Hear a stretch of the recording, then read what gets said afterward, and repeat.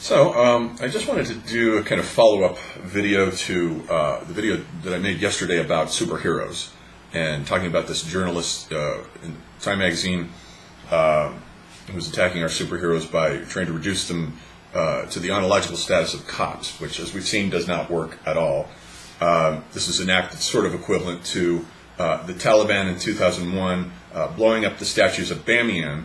Bamian was an old connected with the old Silk Road that from 100 BC to 100 AD stretched from Shanghai, China, all the way to Cadiz, Spain, and had a very old tradition, and was proud, the people in that area, they were proud of having these gigantic, the world's biggest statues of the Buddha ever. Those are gone now. So there's been a lot, this kind of deconstruction that's going on right now. It's coming from the left. And it's not just pulling down statues. As we know, many Confederate statues were pulled down recently.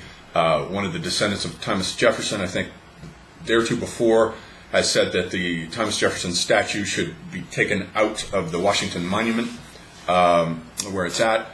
Somebody else tried to get rid of the Andrew Jackson statue across from the White House, Columbus, so on and so on and so on.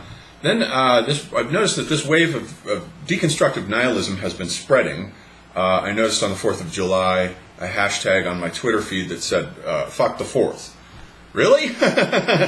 You want to go quite that far here? I think we're headed in the wrong direction here. The national anthem has also been attacked. All kinds of things that this deconstructive nihilism that's iconic and based on getting rid of the culture's signifiers, the signifiers of American culture, American civilization. The thing about that is, though, these signifiers came, whether these men are great or not, I don't give a fuck about Andrew Jackson. He was an Indian killer. Who cares? Take it down, fine, he's an asshole. But the point is, whether these guys, what their characters were, is not so much what's being celebrated in the statue as the fact that the statues are connected with maximal stress events that are culturally foundational, such as the Civil War, such as the War for Independence. The statues are signifiers saying these men got us through these collective traumas, which are founding maximal stress events. And what a maximal stress event does is that it creates a stressor on a culture that unites the culture and gives the people its identity. For example, the Greeks going up against the Persians at Marathon with the Battle of the 300 and all of those things, that's a maximal stress event. The Greeks managed to save their identity and save their culture from being overcoded by an alien sign regime. The Persian sign regime has nothing to do, great though it may be in and of itself, has nothing to do with the West and its identity. And the Greeks come out of that with a much stronger sense of nationality, let's say, with the Athenians putting up the Acropolis and all the statues that spring up out of that event. The statues are connected with maximal stress events. Another great example of a maximal stress event is the Crucifixion of Christ. And the media, whether they are works of art or whether they are written texts, let's say the Gospels, that come out of that event, take the stress of that event, which is usually encoded in the body because it's so stressful, the body remembers it actually, and it becomes encoded and passed on vertically through the generations through these media, which then take that stress and put it in a latent form. But when you're reading the Gospels, you're reenacting the founding stress event. Or when you're performing the ritual, you're a Catholic, you're going to church and you're doing the Mass, that reactivates the founding stress, or the stress of the maximal stress event that founded an entire culture. So symbols are not to be taken lightly. People's signifiers give them a sense of identity. And not only is it an issue of identity, it also has to do with creating a cultural immune system. A cultural immune system is built up out of packets of signifiers that have come into being from out of a people's collective consciousness through surviving maximal stress events. What happens, let me give you a couple of examples of what happens when deconstructive nihilism succeeds and spreads in a culture and succeeds in dismantling the primary signifiers. The first, as far as I know, the earliest time in history in which this happened was with the pharaoh Akhenaten, 1350 BC. This is at the tail end of Egyptian civilization. It's beginning its descent into basically where we're at now. And Akhenaten was a man who, in a way, was the first sort of deconstructionist, nihilist. He anathematized all the funerary cults of the Egyptians. He sent armies of men out across the land with chisels and hammers to chisel out the names of all the funerary deities, including Osiris, including Ptah, including Isis, anyone who's connected with funerary cults. But the funerary cult deities are what Egyptian civilization was all about. That was its immune system. That's what gave it its sense of identity. And instead, he wasn't a total nihilist, because instead he put in place his own religion of sun worship and only sun worship. Forget about the dead in the underworld. So it wasn't total nihilism. But after his abortive attempt to create a city at Amarna, lasted for about only 13 years, the world's first sort of utopian colony, founded by a single individual, ended in disaster, was most likely hit by a plague. And the Egyptians so hated Akhenaten and the memory of him that he was stricken from all their records. And the Egyptians were really good at keeping track of all their pharaohs, who reigned when. We have a very concrete knowledge of Egyptian history thanks to their very historically, what Spengler would call their very historical consciousness, where they kept track of everything. And they put everyone in there, no matter what pharaoh was an asshole or who was this or that, except Akhenaten. Akhenaten they struck from all the records. They destroyed Amarna, dismantled it, completely pulled it apart. But the thing is, Egyptian civilization never recovered from Akhenaten's act of deconstructive nihilism against their funerary cults, because it gets from 1350 down to about 1100, it gets weaker and weaker and weaker. It never again regained its empire in the Middle East. For one thing, it completely lost that. And then when the Sea Peoples come in around 1100, they come raiding probably out of the Black Sea. Scholars are not in full agreement where they came from, but that seems most likely to me. And they came as a gigantic swarm and destroyed the Hittites, destroyed all the peoples in Palestine, all the societies there, and slammed up against the Egyptians like a tidal wave, which the Egyptians only just barely managed to survive, just barely. And they only did that by granting land to the Sea Peoples in the Middle East. But after Akhenaten, that was pretty much it. That dealt a hammer blow to the Egyptian civilization sense of its own identity of itself as a people. We are the great masters of the funerary cults. You can't take that away from us. If you take that away from us, we've got a semiotic vacancy here. So what do you do when you have a semiotic vacancy? You're in a perilous situation. Another historical example of this process of deconstructive nihilism and its results occurs when Theodosius the Great in 390 AD declares Christianity to be not just the official religion of the Roman Empire. Constantine in 330, I believe, had already done that. But by 390, Theodosius is saying, no, it's the only legal religion, and now paganism is illegal. He shuts down the Olympics, shuts down the Temple of the Vestal Virgins, shuts down one ritual, one rite after the next. The whole civilization goes dark, except for Christianity. Now, it cannot be an accident. This was a thoroughgoing act of deconstructive nihilism on Theodosius' part that weakened the classical immune system to such a degree that by 410, 411, what's that, 2 decades later, the German barbarians effortlessly swarm down and conquer Rome with ease. That's what happens when you take away a culture's signifiers that are packets of signifiers that make up its cultural immune system, give it a sense of identity, and create a boundary against other peoples who have a better sense of self-identity, who will then come in and take your culture away from you. So this can happen from within a culture as a kind of autoimmune disorder, as it did with Akhenaten and the Egyptians, and as it did with Theodosius and the classical civilization, or it can be inflicted upon a culture from without, such as the Byzantine civilization then, which was attacked by the West during the Fourth Crusade. It had already sort of spent itself under Justinian around 529 AD, when he reconquered the Roman Empire, basically all the shores of the Mediterranean. It was very important for him to do that, but it kind of exhausted the culture, so it was already a little bit weakened by this tour de force.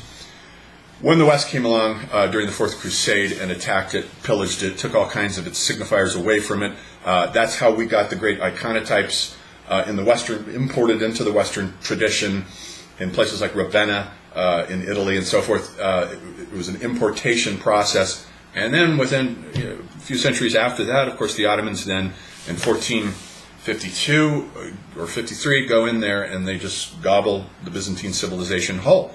Their immune system had been weakened by these attacks and the tour de force, and that was it for the Byzantine civilization. The Ottomans just ate it like a piece of candy. So that's what happens when a civilization's immune system gets weakened through deconstructive acts of nihilism that take away its sense of identity. It's very important for a culture to have a strong sense of national identity, and I think that one of the primary responses to this is a boundary act, what I have termed in my works a boundary act, such as the Greeks at Marathon. That's a boundary act where one culture refuses, is strong enough, and the Greeks at that time had a very strong sense of self-identity to prevent another culture from overcoding it. That's a successful boundary act. Charles Martel performs another boundary act around 700, preventing the Islamic Moors from getting into France, from crossing the Pyrenees. They're already in Spain, and he says, no, you're not getting any further. This is Europe. That's not Islamic. You're a different world. Stay south. And eventually they get, of course, pushed out of Spain altogether by the time Ferdinand and Isabella. That's another boundary act. Another boundary act is the Maccabean revolt against the Greek Seleucids, who also tried to perform an act of deconstructive nihilism by instituting the worship of Jupiter, Zeus, in the temple in place of Yahweh, and the Hebrews were like, you're not going to do that to us. And so you get the Maccabean revolt as another culture performing a boundary act against an attempt of another culture to overcode it. Now, the only way that these boundary acts can be successful is a presupposition that the immune systems of the West, of the Hebrews and the Greeks, were all strong enough to resist overcoding by an alien culture. So, in the case of the classical civilization, this was not the case when when the German barbarians came knocking on the door. They were not strong enough as a people at that point to resist being overcoded by the German barbarians. And same thing with the Byzantine civilization. So I don't know what the left thinks it's doing to American culture here. But as far as I'm concerned, I will have nothing any further to do with the left at all. The left has nothing to offer us anymore except resentment, anger, and hatred at our civilization. And they want to take it away from us. This is not something that is constructive of anything. They want to dismantle everything. First, it started with the dismantling of great meta-narratives with the French postmodern intellectuals. That's fine. That becomes an interesting intellectual discussion. What's a meta-narrative? Do we need them? Should we have them? And then you get Foucault, and Derrida, and Lyotard all talking about it. But then that kind of deconstructive nihilism, when it spreads to the ground level, with the boots on the ground here, as the left is doing, trying to take away our superheroes, all kinds of TV shows have been canceled. What's the point of making a movie now anymore, since you have to be careful with every little word you say? You cannot offend anyone. I long ago argued, and was ridiculed for this by some people, that political correctness destroyed comedy, stand-up comedy. It most definitely did. Stand-up comedy's dead, done, and gone. Imagine our networks trying to make a show like Three's Company today, with all the sex jokes and the chauvinism in it. That's one of the funniest shows of all time. An absolute impossibility to make a show like that today, on television anyway, maybe for Netflix or something like that. There's still a lot of good shows there, but nonetheless, Disney ruined all the Star Wars films with political correctness. They're junk and dreck, based on deconstructing the great hero, the masculine hero types from the first generation, the original set and the second set, with getting rid of Luke Skywalker, killing him off, killing off Han Solo. All these great masculine characters have to be replaced now by this very unlikable female Jedi who has really nothing to offer and misses the whole point of what was going on. Disney made a mess here. I will never watch another Star Wars film ever again. So this deconstructive nihilism, which is pretty much the cultural equivalent, as I said, of the Taliban going after the statues of Bamian and blowing them up, that's what the left is doing. And the longer we tolerate this and the further we bow and kowtow to it, the worse it's going to get, because they will go after everything. I mean, where does it end? Are they going to go after the Lincoln Memorial next? I mean, where does this end? So we're headed in the wrong direction here as a people. I think we're at a very shameful and disgraceful moment in American history right now. I think we're making a mess out of our signifiers, which will cause all kinds. Once you dismantle those signifiers, it causes all kinds of psychological problems and stressors, angst. The human psyche was not built for nihilism. It abhors a vacuum. And if nihilism, which I call the abyss, enters into it, it becomes very anxious and very prone toward violent acts. Suicide, spree killings, homicide, all of that comes from deconstructive nihilism. The left taking away meaning, the left getting rid of signifiers, the left destroying anything that makes sense out of the world for the rest of us. The novels of Cormac McCarthy are about this very thing, especially the last three that he wrote, No Country for Old Men, and The Road and The Sunset Limited.